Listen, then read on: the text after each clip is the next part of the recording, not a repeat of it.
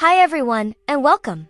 Today we're tackling a very common question for Raspberry Pi 5 users. Can you have a heatsink on your Raspberry Pi 5 while also using a PCIe M.2 HAT?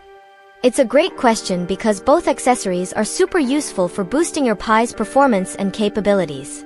The short answer is yes, you usually can, but it definitely depends on the specific heatsink and M.2 HAT you choose. Let's dive into the details. Your Raspberry Pi 5 CPU can get quite warm, especially under heavy load. A good heatsink, sometimes with a fan, helps keep it cool and stable.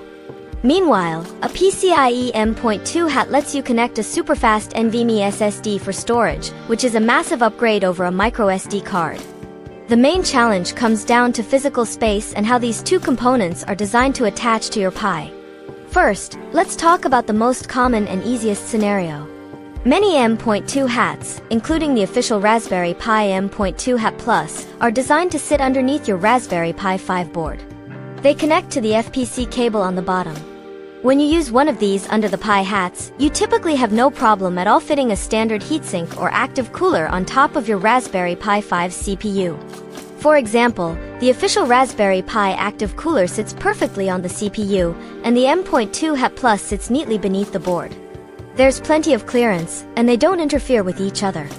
This is the ideal setup for most users wanting both cooling and fast storage. However, things get a bit trickier if your M.2 HAT is designed to sit on top of the Raspberry Pi 5. Some third-party HATs might stack on top, perhaps using the GPIO pins or their own standoffs.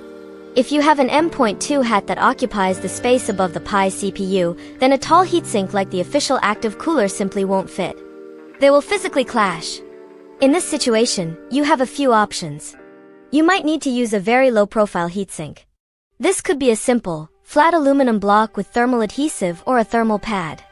These smaller heatsinks won't offer the same cooling performance as a larger one with a fan, but they can still help.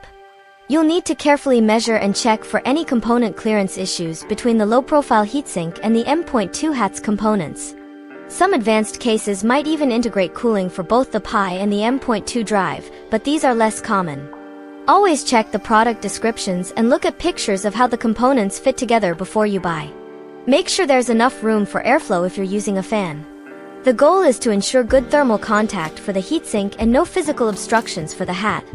So, in summary, yes, you absolutely can use a heatsink with an M.2 HAT on your Raspberry Pi 5, especially if the HAT mounts underneath the board.